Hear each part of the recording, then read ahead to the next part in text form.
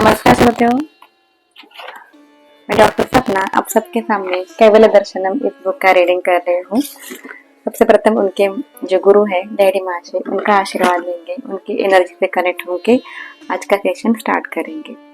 अध्याय पहला, सूत्र नंबर 18, लास्ट सूत्र चल रहा है। यद आत्मनः परमात्मानि दर्शनन्तः केवलम। लास्ट सूत्र प्रथम अध्याय का। अपनी आत्मा को परमात्मा में देखने में ही कैवल्य प्राप्ति निहित है। देखिए श्रोते, बहुत ही इम्पोर्टेंट पार्ट चल रहा है।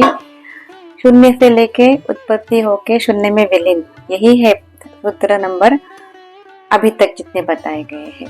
तो यहाँ पे क्या गया, आत्मा को परमात्मा में देखने को ही कैवल्य प्राप्ति कहते हैं। जब हमको पता चलता है कि स्थूल शरीर के ऊपर सुषुम्ना द्वार उत्पन्न होने के बाद जब हम लोग ऊपर जाते हैं तब हमारा एक ओमेन साउंड, खटखटाहट की आवाज सुनाई देती है, उसी को ओमकार ध्वनि बोलते हैं। और उसके बाद एक प्रकाश आ जाता है। ये प्रीवियस श्लोक में पता चल गया था। अब ये आत्मा को पता चलता है कि ये जो सृष्टि है वो माया से बनी हुई है और ये अणु का जो अविद्या है वो ध्वस्त हो जाता है, उद्ध्वस्त हो जाता है। इस तरह से मन की शुद्धि हो जाती है और आत्मिक प्रकाश में अभिव्यक्त हो जाता है वो आत्मा। उसी मनुष्य को सन्यासी या मुक्त और तारनहार क्राइस्ट भी कहते हैं।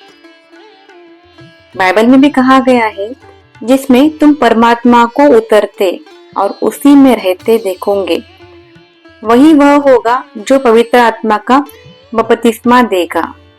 जब इस प्रकाश धारा के अंदर हम लोग तल्लीन होके रह जाते हैं और माया की सृष्टि से हम लोग ऊपर उठ के आत्मिक जगत में प्रवेश कर देते हैं, उस आत्मिक चैतन्य को, उस पुरुष को, उस ईश्वर पुत्र को साथ हम लोग एकत्व हो जाते हैं।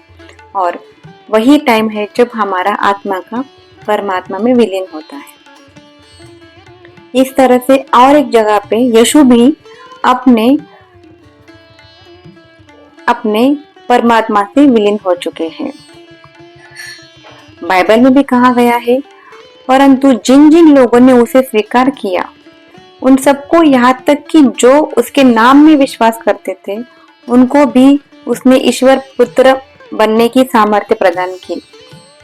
विश्वास की बात है इसके अंदर। सब ये जो आध्यात्मिकता है ना, विश्वास ही उसकी बहुत बड़ी ये है, क्या स्ट्रेंथ है। अगर विश्वास ही रहेगा तो ही हम लोग ध्यान में करेक्ट बैठेंगे, विश्वास रहेगा तो ही हम लोग ध्यान की आंतरिक दिशा में जाएंगे, अंतरात्मा में प्रवेश करेंगे। और जब अंतरात्मा ओमकार ध्वनि के साथ, प्रकाश के साथ मिलन हो जाता है, तब उसको ईश्वर पुत्र कहते हैं। और ये अगर आप विश्वास रखेंगे तो उसको स्वीकार किया तो आप उसके साथ ही बैठेंगे। किसके साथ? परमात्मा के साथ। मैं फिर से कहता हूँ, जब तक मनुष्य प्राणी और परम तत्व से जन्म नहीं लेगा, वह ईश्वर के साम्राज्य में कदापि प्रवेश नहीं कर सकता। परम तत्व तक हम लोग पहुंचेंगे नहीं, तब तक हमको ईश्वर प्राप्ति नहीं हो सकती है। आत्म बलिदान में अपने आप को पूर्ण अर्पण कर देना, किसके साथ? अपने परमात्मा के साथ। और पृथक होने की कल्पना को त्याग कर देना है।